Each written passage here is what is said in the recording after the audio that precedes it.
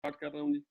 और I am sharing my screen with you people, ताकि आप लोग जो है वो स्लाइड्स देख सकें। स्लाइड्स मैंने अपडेट कर दी हैं, ये अपडेटेड स्लाइड्स ऑनलाइन अवेलेबल हो चुकी हैं और आप लोगों को मैं वैसे ग्रुप में भी भेज दूंगा। तो बच्चा, हमने प्राइस डिटर्मिनेशन के बारे में ना थोड़ा सा पढ़ लिया था। ठीक है कि प्राइस बेसिकली हम कैसे डिटर्मिन करते हैं जहां डिमांड और सप्लाई बराबर हो। ठीक है, और ऑब्वियस सी बात है कि हमारे पास ना 2 3 4 ऑप्शंस होते हैं इन द स्टॉक मार्केट, और वो 2 3 4 ऑप्शंस जो हैं वो सारे के सारे हम जो है वो अगेन उस तरह से जो है वो देखते होते हैं। ठीक है, अच्छा। अब यहाँ पे स्पेसिफिकली मैं तुम लोगों को ना अनम्यूट कर रहा हूँ फॉर द टाइमिंग, और अगर किसी का प्राइस डिस्कवरी के हवाले से कोई क्वेश्चन है ना कि मार्केट में प्राइस कैसे डिस्कवर होती है, तो आप लोग ना मुझसे पूछ लो, क्योंकि इसी की बेस में मामला थोड़े से आगे जो है हो जाएंगे। हाँ जी, और बता कोई रहे थे क्वेश्चन आप अबाउट SOT प्राइस डिस्कवरी? हमने आई गेस यहाँ तक कर लिया था। कहाँ तक किया था हमने? यहाँ तक कर लिया था। नहीं सर, कहाँ तक किया था? ये ये भी प्राइस, नहीं की। ये नहीं की हमने प्राइस डिस्कवरी। नहीं, ये तो नहीं किया था। टाइप ऑफ नो ऑर्डर्स कर सर। लिए थे। सर हाँ, जी, यहाँ तक किया। चलें अभी बात है।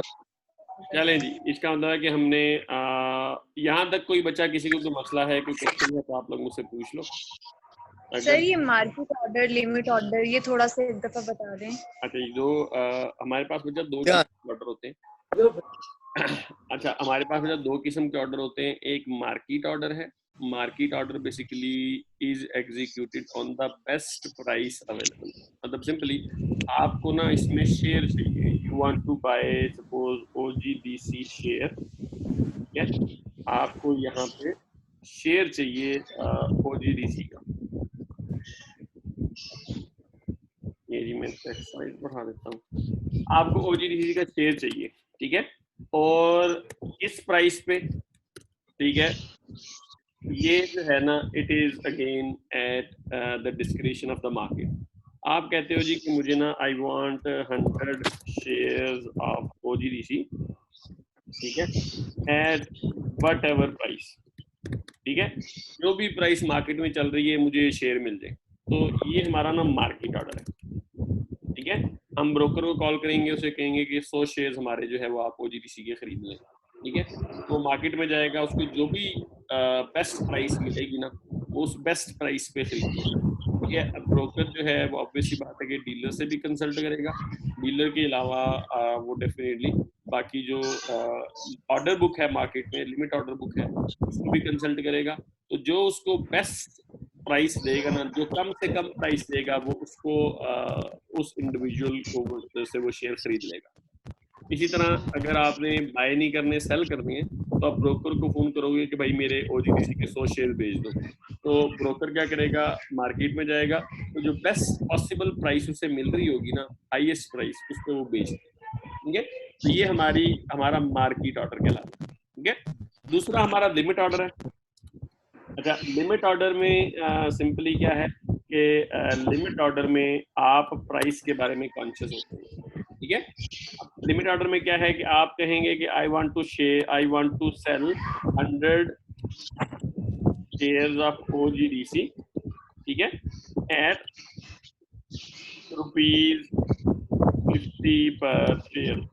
आप ब्रोकर कहेंगे कि भाई अगर 50 रुपए का शेयर बेचते हैं ना, तो आप जो है वो मेरे 100 शेयर बेच दें, या अगर 50 रुपए पे शेयर मिलते हैं ना, तो आप मेरे ये 100 शेयर जो है ये बेच दें। ठीक है, तो लिमिट ऑर्डर में आप स्पेसिफाई करोगे। अच्छा, अब देखो यहाँ पे जो मार्केट ऑर्डर है ना, मार्केट ऑर्डर की जो एग्जीक्यूशन है, एग्जीक्यूशन, ठीक है, मार्केट ऑर्डर की एग्जीक्यूशन जो है ये मस्ट है। मैं थोड़ा सा म्यूट कर रहा हूँ। अच्छा, मार्केट ऑर्डर की एग्जीक्यूशन मस्ट है जी। मतलब हमेशा से एग्जीक्यूशन लाजमी होगी, क्योंकि आप प्राइस के बारे में कॉन्शियस नहीं है। ठीक है, लिमिट ऑर्डर की एग्जीक्यूशन जो है ना, इज नॉट मस्ट। हो सकता है कि आपको जो है आपका ऑर्डर जो है वो एग्जीक्यूट हो जाए, आपको 50 रुपए पे शेयर मिल जाए, हो सकता है आपको 50 पे शेयर ना मिले। अगर 50 रुपए पे शेयर मिल गए तो ऑर्डर एग्जीक्यूट हो जाएगा। अगर 50 रुपए पे शेयर ना मिले तो आपका ऑर्डर लिमिट बुक में उस तरह से जो है वो मेंशन्ड रहेगा जब तक आप चाहेंगे। तो फिर हमने डिस्कस किया था कि हमारे पास लिमिट ऑर्डर दो किस्म के होते हैं। एक डे ऑर्डर है, इसको हम बोलते हैं कि आपका अगर आप ऑर्डर लिमिट ऑर्डर को डे ऑर्डर के तौर पे प्लेस करते हो, तो अगर सेम डे में आपके आपका एग्जीक्यूशन हो जाता है तो आपका ऑर्डर एग्जीक्यूट हो जाएगा, अगले दिन वो ऑर्डर कैंसिल हो जाएगा। ठीक है, मतलब ये ऑर्डर सिर्फ एक दिन के लिए गुड होता है। तो आपने कहा कि आज अगर शेयर 50 रुपए पे मिलते हैं तो खरीद लो, या आज शेयर अगर 50 रुपए के बिकते हैं तो बेच दो। ठीक है, दूसरा हमारे पास फिर गुड टिल कैंसल्ड ऑर्डर है। मतलब आप एक ऑर्डर प्लेस करते हो कि मुझे 50 रुपए के ना 100 शेयर चाहिए, तो जब तक आपका ये ऑर्डर एग्जीक्यूट नहीं होगा ये ऑर्डर गुड रहेगा, मतलब ये ऑर्डर प्लेस होता रहेगा। अच्छा बेटा, इस ऑर्डर को ना हम उसी तरह से देख सकते हैं कि ब्रोकर ने आपके बिहाफ पे ट्रेडिंग करनी है, तो broker simply is a agent. अब जिस तरह मार्केट में बोली लगती है ना, तो ब्रोकर का काम आप उसी तरह से समझ लें कि ब्रोकर का काम बोली लगाना होता है। कि मेरा ब्रोकर है, मैंने उसे फोन करके कहा कि जी मेरे ओजीडीसी के 50 शेयर बेच दो। ठीक है, अच्छा अब ओजीडीसी वो ब्रोकर क्या करेगा, वो बोली लगाना शुरू कर देगा कि 50 शेयर जो है वो खरीद लो, 50 शेयर खरीद लो। अगर मैं प्राइस बता दूंगा तो 50 शेयर 50 रुपए के खरीद लो, 50 शेयर 50 रुपए खरीद लो, वो बोली लगाना शुरू कर देता है बेसिकली। ठीक है, अब ये बोली मतलब ट्रेडिशनल कॉन्टेक्स्ट में क्या होता था, ये बोली आवाज दे के लगाई जाती थी। आजकल हमारे पास ना इलेक्ट्रॉनिक सिस्टम्स हैं। मतलब ब्रोकर क्या करता है, ब्रोकर जो है ना वो एक लिमिट बुक में ये ऑर्डर प्लेस कर देता है, जहां पे बाकी सारे के सारे ऑर्डर्स भी प्लेस होते हैं। ठीक है, तो जैसे ही वहां दो ऑर्डर आपस में एग्जीक्यूट करते हैं, हमारे जो है वो मामला जो है वो ओके हो जाते हैं। ठीक हो गया। अच्छा, तो ये हमारा बचा मार्केट ऑर्डर और लिमिट ऑर्डर है। ठीक है, यहाँ पे प्राइस लिमिट ऑर्डर में जो आपकी प्राइस है वो गारंटीड है, क्योंकि प्राइस आपने बता दिया है। उस प्राइस पे ट्रेड होगी तो ट्रेड होगी, वरना एग्जीक्यूशन नहीं होगी। जो मार्केट ऑर्डर है उसमें सिर्फ आपने बेचना या खरीदना है, उसमें आप प्राइस सेंसिटिव उस तरह से नहीं होगी। ठीक हो गया जी। चले जी, इसके अलावा कोई क्वेश्चन है तो मुझे बताएं जी, चैट में बता दें कोई क्वेश्चन है तो। हाँ जी, any questions apart from that ji?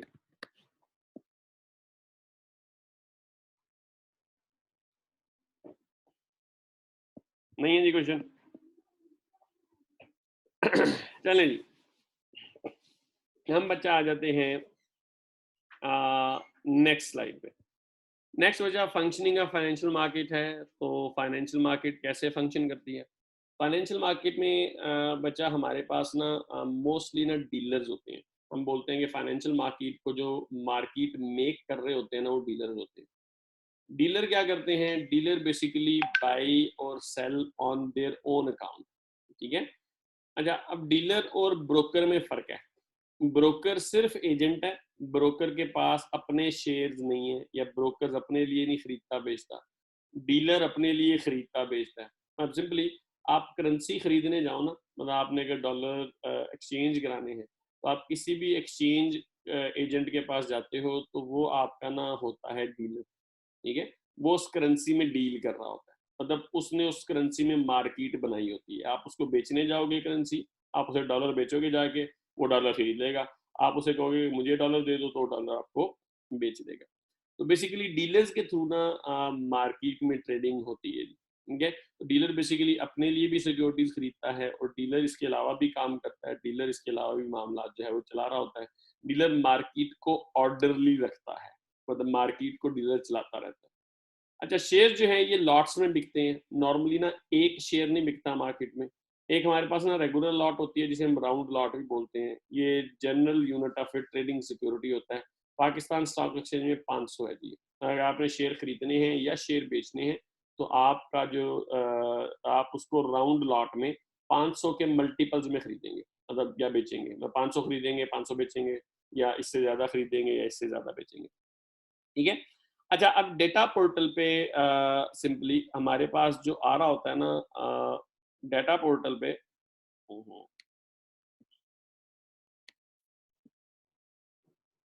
Sorry, data portal पे हमारे पास जो है डाटा पोर्टल पे जो हमारे पास प्राइसेस आ रही होती है ना किसी भी स्टॉक की, वो ये जो रेगुलर लॉट है या राउंड लॉट है इसकी आ रही होती है, ठीक है। मतलब यहाँ पे अगेन हम क्या करते हैं, हम यहाँ पे ना OGDC की प्राइस उस तरह से जो है वो देख लेते हैं आज, ठीक है। अच्छा देखो, अब ये REG ये रेगुलर लॉट को डिपिक्ट कर रहा है, ठीक है। ये फ्यूचर्स है उसका, और ये हमारी ऑड लॉट है, ठीक है। अब ये रेगुलर लॉट की प्राइसेस यहाँ पे जो है वो चल रही है, ठीक है। अच्छा, दूसरी हमारे पास ना ओड लॉट होती है। Odd lot normally smaller than the regular lot होती है, मगर मतलब अगर किसी के पास कुछ शेयर्स हैं जो कि ओड लॉट में हैं, 500 नहीं है, 500 से कम है, ठीक है, तो वो इंडिविजुअल क्या करेगा, वो ओड लॉट में उसको बेचेगा। तो यहाँ पे ओड लॉट के कॉन्टेक्स्ट भी उस तरह से जो है वो आ रहे होते हैं, ठीक है। तो ओड लॉट का ट्रेडिंग अलग से होता है, ओड लॉट की परचेजिंग उस तरह से जो है वो अलग से होती है। तो प्राइसेस ओड लॉट की थोड़ी सी ना कम जनरली, अगर आप बेचने जाओगे तो आपको थोड़ी सी कम प्राइस मिलेगी ओड लॉट की, ठीक है। और डेफिनेटली वो बिक भी कम पे उस तरह से जो है वो जाता है, ठीक है। तो ओड लॉट और रेगुलर लॉट में फर्क ये है कि रेगुलर लॉट में 500 का मल्टीपल जो है वो बिकेगा, ठीक है। और ओड लॉट में अगर आपके पास उससे कम शेयर्स हैं तो वो ओड लॉट में उस तरह से जो है वो बिक रहे होंगे, ठीक हो गया। अच्छा, ये तो हमारे पास ना एक रेगुलर कॉन्टेक्स्ट है कि जब मैं ना ट्रेड कर रहा हूँ बिटवीन इन्वेस्टर्स, हमारे पास डीलर्स भी होते हैं। अब डीलर क्या कर रहे होते हैं, डीलर वहां पे बैठे होते हैं और वो सिक्योरिटीज को ना बिड और आस्क बेसिस पे कोट कर रहे होते हैं। जैसे आप जाए ना किसी भी मनी एक्सचेंज पे जाएं तो उन्होंने बताया होता है कि हम डॉलर इतने का बेचेंगे और हम डॉलर इतने का खरीद लेंगे। तो अगर आप यहाँ पे कोटेशन देखें ना, देखें ये OGDC की है, ये रेगुलर प्राइस चल रही है, यहाँ पे ये ask price, ask volume, bid price और बिड वॉल्यूम चल रहा है, ठीक है। अच्छा, आस्क प्राइस ये किसकी तरफ से यहाँ पे कोट हुई है, ये जो इस सिक्योरिटी का डीलर होगा ना वो उसकी तरफ से यहाँ पे ना ये बिड प्राइस और आस्क प्राइस उस तरह से कोट हुई है। बिड प्राइस होती है उसकी परचेज प्राइस, मतलब सिंपली वो डीलर आपसे जब खरीदेगा तो 95.45 में खरीदेगा, ठीक है। और वो 100 जो है वो शेयर्स खरीदने के लिए रेडी बैठा हुआ है। आप किसी भी टाइम जाएं, 100 शेयर्स जो है ना वो आप 95.45 के उसको बेच सकते हैं, ठीक है। अच्छा, इसी तरह से अगर आज की हम बात करें तो वो आपको सेल करेगा 95.5 में। आप किसी भी टाइम जाएं और उससे 95.5 में 4,585 शेयर्स तक आप उससे खरीद सकते हैं, ठीक है। मतलब आपको बेच देगा, ठीक है। अब इनका जो डिफरेंस होता है ना इसको हम स्प्रेड बोलते हैं, ठीक है। अब यहाँ पे देखें ये स्प्रेड है, spread basically is difference between bid and ask price, ठीक है। अब ये मार्केट मेकर की कंपनसेशन होती है, मतलब सिंपली वो क्या कर रहा है, he is buying cheap and he is selling high, ठीक है। बाइंग चीप सेलिंग हाई, तो दरमियान में वो कमीशन कमा रहा है। तो करेंसी का भी इसी तरह से होता है, आप खरीदने जाएंगे तो आपको जो है वो थोड़ा सा हाई रेट पे मिलेगी, आप बेचने जाएंगे तो आपको थोड़ा सा उस तरह से लो रेट पे उस तरह से जो है वो करेंसी उस तरह से मिलेगी। अच्छा, आप देखें डीलर्स, इसका मतलब ये है कि डीलर्स जो हैं ये ना एक इंपॉर्टेंट फंक्शन परफॉर्म कर रहे होते हैं, ठीक है। अगर मार्केट में किसी टाइम डिमांड बढ़ जाती है, मैं सपोज वी से कि यहाँ पे एक डीलर है और मार्केट में ना सिक्योरिटी की डिमांड इज इंक्रीजिंग, ठीक है। और डिमांड इंक्रीजिंग के कॉन्टेक्स्ट में ना हम कहते हैं कि यहाँ पे ना 90 रुपए होनी चाहिए उसकी इंट्रिंसिक वैल्यू, मतलब ये वैल्यू होनी चाहिए उस शेयर की जो मार्केट में ट्रेड हो रहा है, ठीक है। इसको हम इंट्रिंसिक वैल्यू कहते हैं। अब डीलर को ना इस बात का पता होता है, उसको आइडिया होता है कि इस शेयर की प्राइस या इस शेयर की वैल्यू मार्केट में कितनी है। अब डिमांड इंक्रीज करती है तो क्या है जी, आपका शेयर ना 92 पे चला जाता है। जब 92 पे जाएगा तो डीलर को पता है कि ये 90 रुपए की चीज है और ये मार्केट में 92 की बिक रही है, तो डीलर क्या करेगा, डीलर विल सेल, वो बेचना शुरू कर देगा, ठीक है।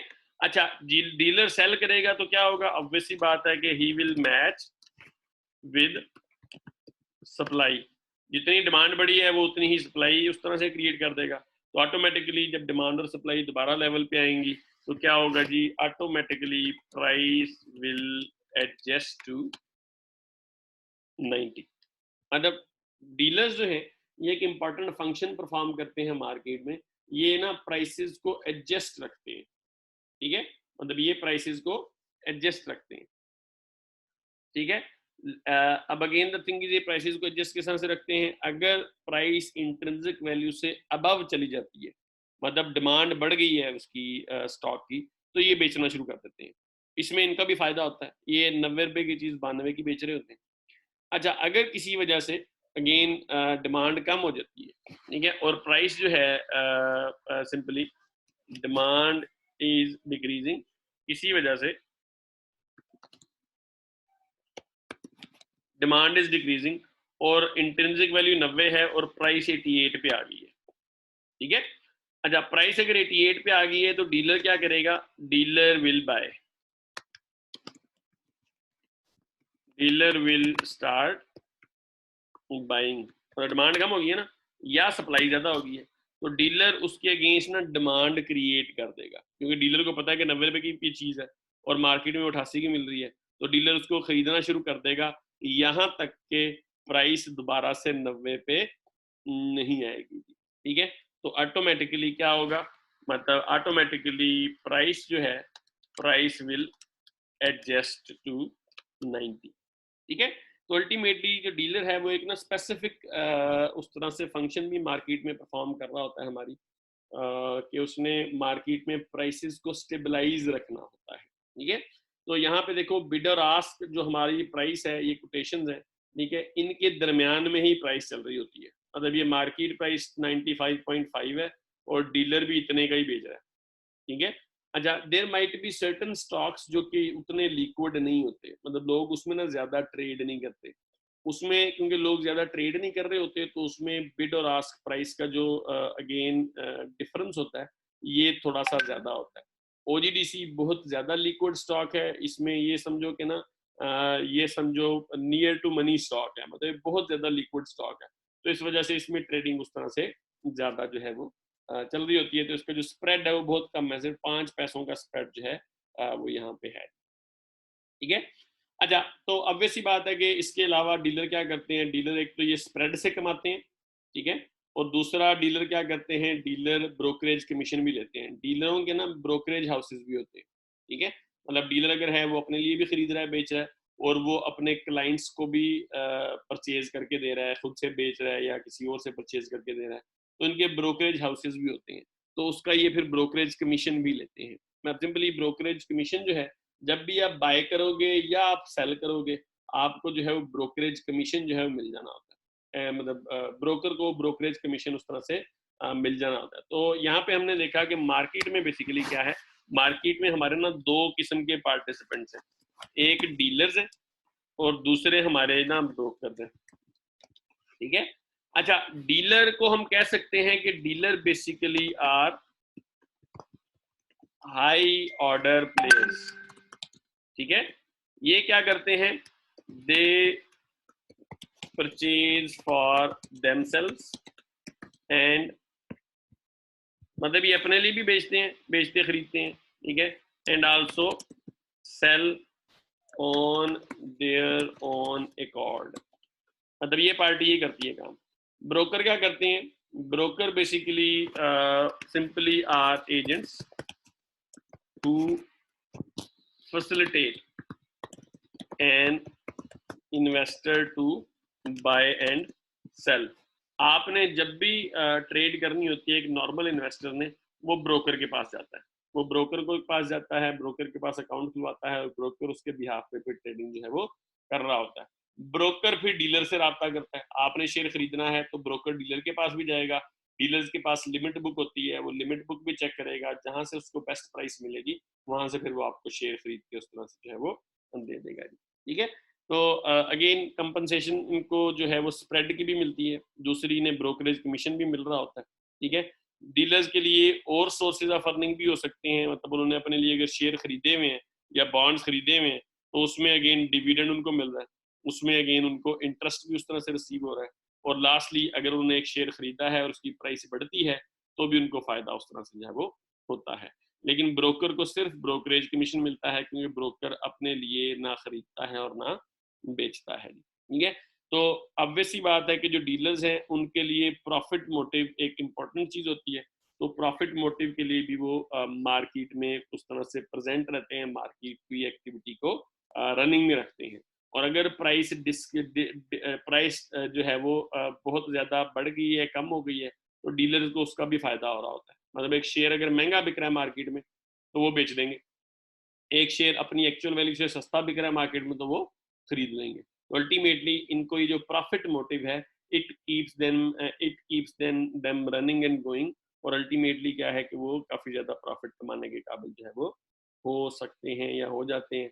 लेकिन अगेन डीलर्स को भी लॉस हो सकता है, लाइक मार्केट अगर नेगेटिव ट्रेंड पे चली गई है और डीलर ने गलत एस्टिमेशन लगा के जो है वो सेल परचेज कर ली है तो उसको नुकसान हो सकता है जी। ठीक हो गया जी। अच्छा जी, यहाँ तक अगर किसी का अल्लाह भला करे किसी का कोई क्वेश्चन है तो वो क्वेश्चन मुझसे चैट बॉक्स में पूछ ले जी। अच्छा जी, मैं शॉर्ट सेलिंग जी अभी हमने करनी है, शॉर्ट सेलिंग इसके बाद हम करेंगे, ठीक है। अभी फिलहाल हम डीलर्स का उस तरह से जो है मैं दोबारा से बता देता हूँ, ठीक है। डीलर बचा, dealer simply is a person जो कि मार्केट मेकर होता है। मतलब डीलर के पास आप जाओगे ना तो वो आपसे शेयर खरीद लेगा और अपने पास रख लेगा। आप उससे खरीदने जाओगे तो आपको बेच भी देगा अपने पास से निकाल के।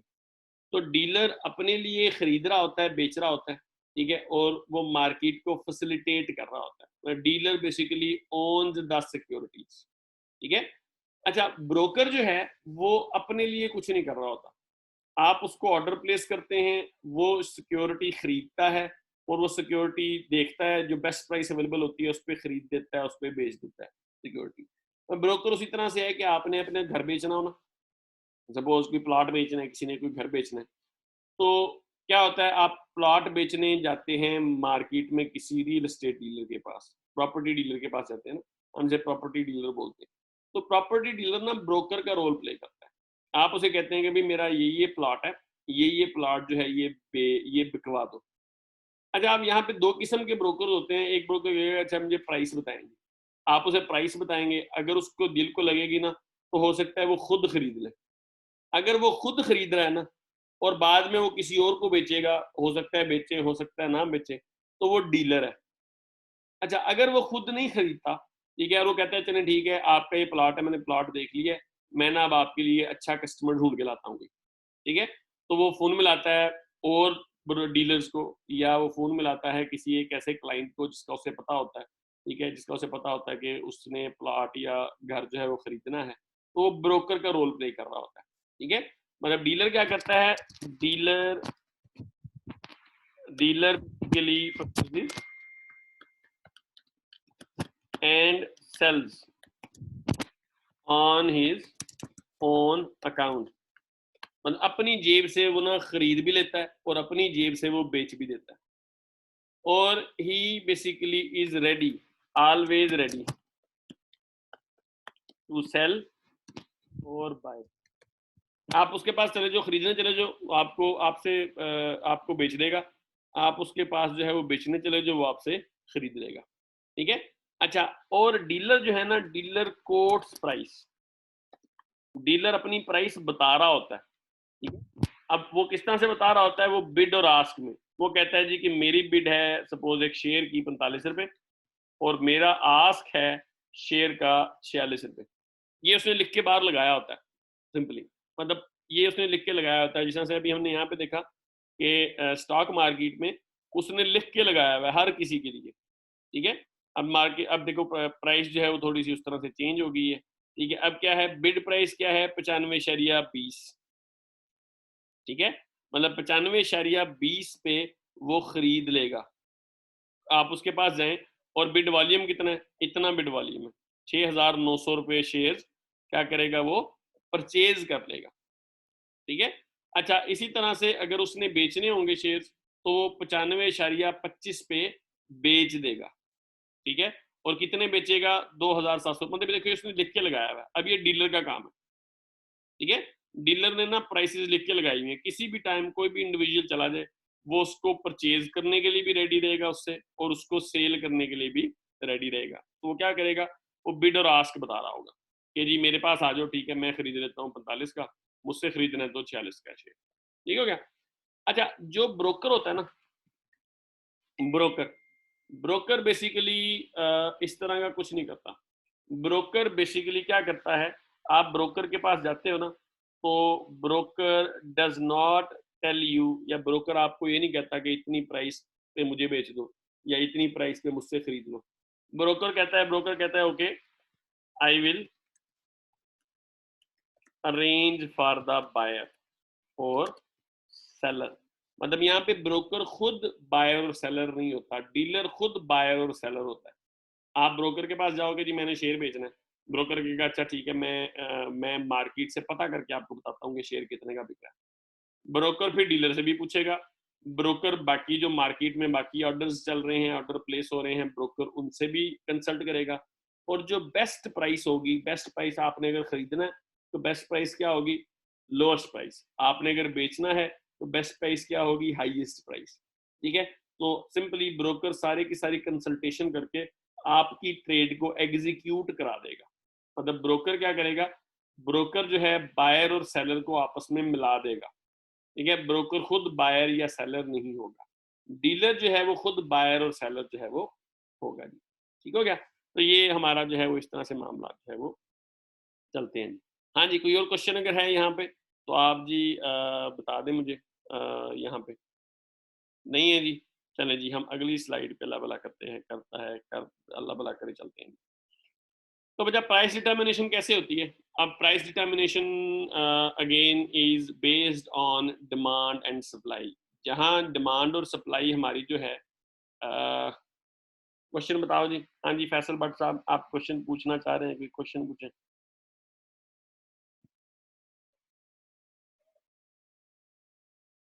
हम्म, चलें फैसल भट्ट का क्वेश्चन, ब्रोकरेज कमीशन। अच्छा बेटा, ब्रोकरेज कमीशन जो है ना, वो सिंपली ये है कि मैंने कहा ब्रोकर मुझे कहता है कि ठीक है मैं ना अरेंज करके दूंगा, और कमीशन चार्ज करता है ब्रोकर। ब्रोकर के ना कमीशन के रेट होते हैं, कमीशन के रेट्स। ठीक है, डिफरेंट ब्रोकर्स के डिफरेंट रेट्स हो सकते हैं। सपोज हम कहते हैं कि ब्रोकर कहता है मैं 1% चार्ज करूंगा। ठीक है, अच्छा अब आपने शेयर बाय किए, ठीक है, you bought 100 shares for ₹10 each. ठीक है, तो आपने टोटल कितने की बाइंग की, आपने टोटल 1000 की बाइंग की। ठीक है, ब्रोकर कहेगा कि मेरा इसमें से कमीशन है कितना भला, 1%, तो आंसर आ जाएगा जी 10 रुपीज। तो ब्रोकर ना अपने काम के 10 रुपीज ले लेगा। मतलब ये सिंपली जो लोग प्रॉपर्टी का करते हैं ना, उन्हें इस चीज़ का बड़ा अच्छी तरह से आइडिया है कि प्रॉपर्टी जब आप बेचते हैं या खरीदते हैं ना, तो मार्केट के ना नॉर्म्स होते हैं। मार्केट के नॉर्म्स को, मार्केट में कंपटीशन है, काफ़ी ज़्यादा सारे ब्रोकर हैं, तो ब्रोकर्स के कमीशन ना इतने ज़्यादा नहीं होते, ऐसी बात है। ठीक है, अब आपका ब्रोकर जो है, उन्होंने पहले से डिसाइडेड होता है कि जी मैं इतना कमीशन लूंगा। लाइक अगर हम कमर्शियल प्रॉपर्टी की बात करें, तो कमर्शियल प्रॉपर्टी को बेचने और खरीदने का मार्केट में जो कमीशन चल रहा होता है 1% होता है। तो अगर आप सपोज अगर 10 लाख रुपए का कोई चीज करते हैं ना, ब्रोकर 10 लाख की कोई चीज सेल कराता है, तो वो उसके अगेंस्ट जो है वो 1% कमीशन उस तरह से जो है वो ले लेता है। मतलब 10 लाख के अगेंस्ट उसको 10,000 रुपये कमीशन मिल जाता है। ठीक है, तो ये एक रेगुलर नॉर्म है मार्केट में। तो कमीशन जो है, ऑब्वियस सी बात है कि जैसे जैसे कंपटीशन ज्यादा है, ज्यादा सारे ब्रोकर बैठे हुए। ठीक है, एक ब्रोकर मुझे कहता है मैं 1% कमीशन दूंगा, दूसरा ब्रोकर मुझे कहता है मैं 0.5% कमीशन दूंगा, तो आप किसके पास जाएंगे? आप ऑब्वियसली 0.5 वाले के पास जो है वो जाएंगे। क्योंकि देखो हम बात करते हैं जब मार्केट्स की, तो इकोनॉमिक्स में जो मार्केट का कॉन्सेप्ट है ना, तो सबसे जो बेस्ट मार्केट है, बेस्ट फंक्शनिंग मार्केट, वो स्टॉक मार्केट है। क्योंकि एवरीबडी नोज एवरीथिंग, हर किसी को पता है कि मार्केट में ना कितनी क्या प्राइस चल रही है, कितने ऑर्डर आए हुए हैं, कितनी प्राइस पे ऑर्डर आए हुए हैं, डिमांड प्रेशर चल रहा है, सप्लाई प्रेशर चल रहा है। ठीक है, एवरीबडी नोज एवरीथिंग। ठीक है, और सारे पार्टिसिपेंट्स के पास सारी इंफॉर्मेशन है। तो ब्रोकर वहां पे ना आपको एक्सप्लाइट नहीं कर सकता। मतलब आप एक ब्रोकर के पास जाओ, आपको उतनी ही प्राइस लेके देगा, दूसरे ब्रोकर के पास जाओगे आपको वो भी ऑलमोस्ट उतनी ही प्राइस पे सिक्योरिटीज खरीद के और बेच के जो है वो दे सकता है। रियल एस्टेट में तो ये है ना कि समटाइम्स होता है कि एक ब्रोकर आपको जो है या एक आपको एजेंट जो है वो अच्छी प्राइस ले देता है।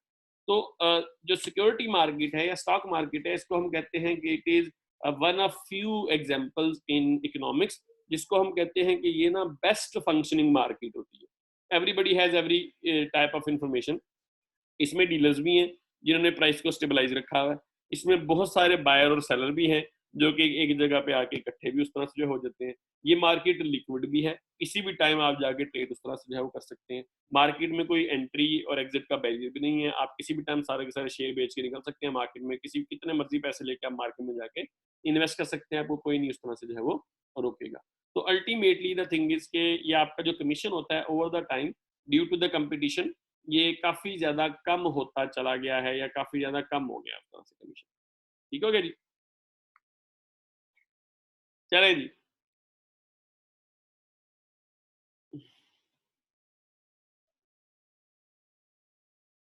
अनम्यूट करना है फैसल को, ओके अनम्यूट कर देते हैं फैसल को।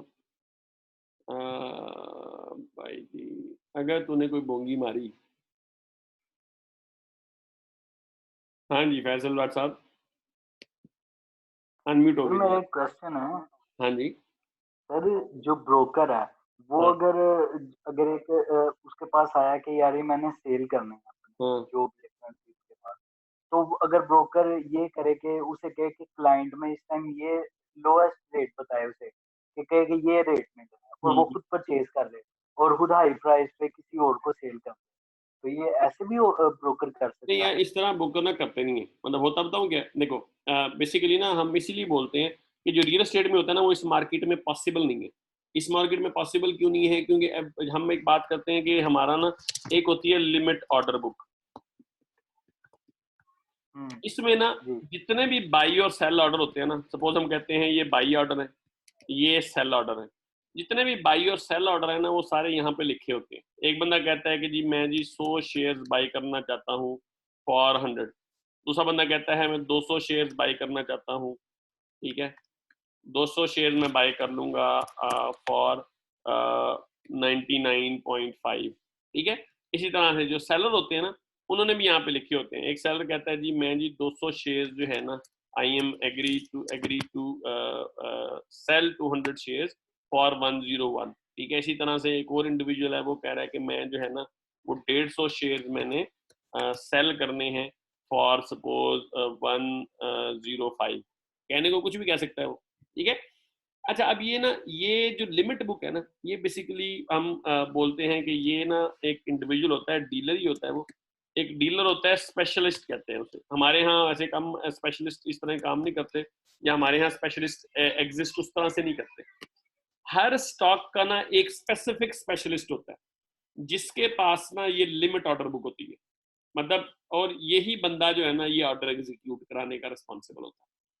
अब मेरा जब ब्रोकर जो मैं ब्रोकर को फोन करूंगा ना कि मैंने ओजीडीसी का स्टॉक खरीदना है, तो ओजीडीसी का स्टॉक खरीदने के लिए ना वो क्या करेगा, मेरा ब्रोकर वो स्पेशलिस्ट के पास इस ऑर्डर को राउट कर देगा कि मेरे पास एक क्लाइंट है जो कि अगर तो मैं प्राइस बताऊंगा कि इस प्राइस पे खरीदना चाह रहा है, ठीक है। मैं कहता हूँ कि सपोज एक क्लाइंट है, मैं कहता हूँ कि मैं जी 1000 शेयर खरीदने हैं, और मैंने ब्रोकर को कहा कि 1000 शेयर ना मुझे 99 के खरीद दो।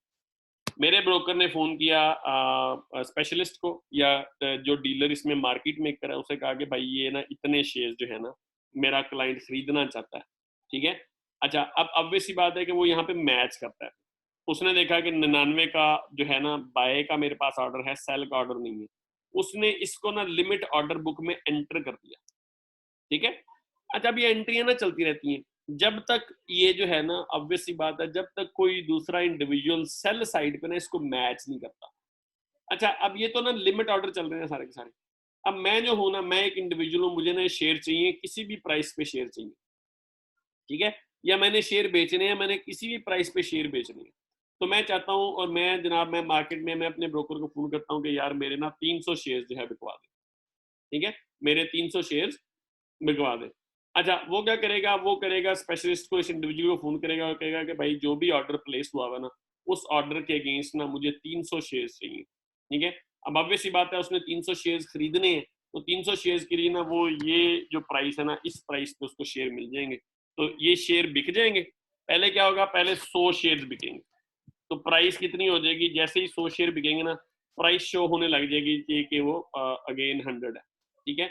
उसके बाद दोबारा से 200 शेयर बिकेंगे, प्राइस आपकी 99.5 पे उस तरह से है वो चली जाएगी।